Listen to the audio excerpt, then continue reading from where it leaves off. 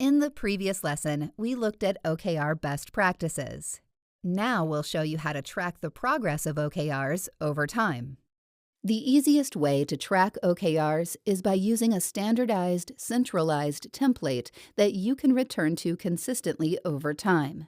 We've created an OKR tracker template that you can adapt for your context.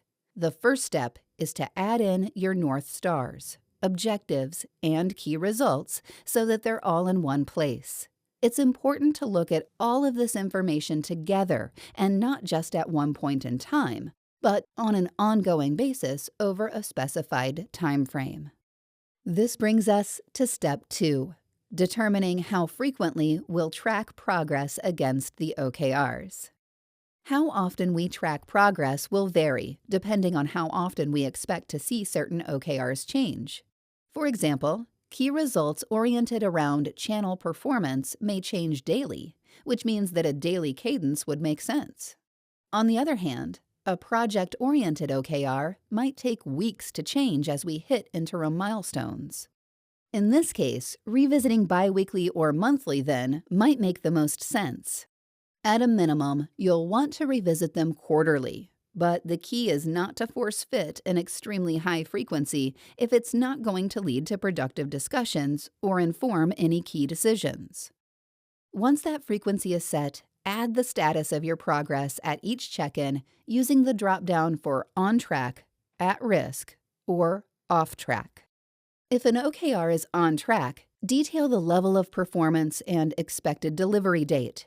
If it's at risk or off track, include detailed notes that lay out the path and the person responsible for getting it back on track.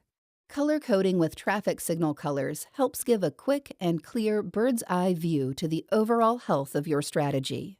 We've added in a couple of examples in the template to show you what it should look like when filled out. It's important to always be on the lookout for key signals of needed adjustments to the marketing strategy, targets, or OKRs themselves.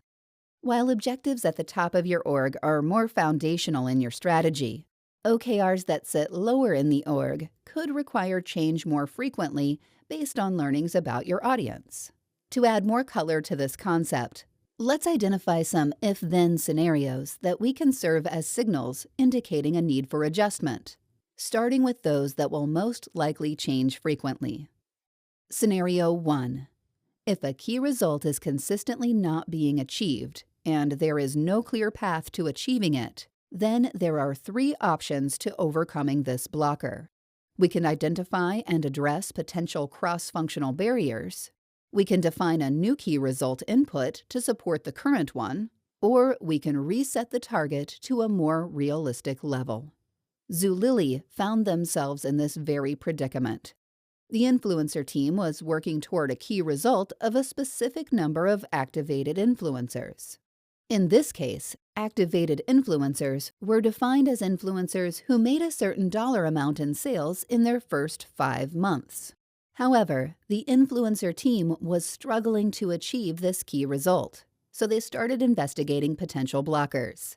They learned that many influencers were struggling to onboard, as Zulily had recently switched from a high-touchpoint onboarding experience to a low-touchpoint experience. Zulily's marketing team thought they could still achieve the original key result, it just might take a slightly different approach. As such, they decided to define a new input to support the current key result. To supplement the new onboarding process, they produced onboarding content, improved engagement in the influencer community Facebook group, and hosted influencer focus groups. They then created several key results around these new initiatives to ensure the team was getting this work done. This approach succeeded in activating more influencers, allowing them to reach their original key result. It even drove an additional benefit of greater influencer engagement, because they had more channels through which they could ask questions from either Zulily employees or their peer community. More engagement drove more influencer content creation, and more content creation drove higher acquisition for the business. Let's move on to scenario 2. If a key result is being achieved but the objective is not, then reassessing the relationship between the two is a must. For this scenario, Let's assume the objective is locked in, so the focus here is defining a new key result. Hypothetically speaking, suppose you're a marketing leader at Guild Education, the B2B workplace upskilling platform. Let's say Guild is heavily dependent on Kroger for a significant portion of its revenue. To mitigate risk, you establish the objective to diversify revenue across more customers. With this objective in mind, you then set up key results focused on driving revenue from smaller customers.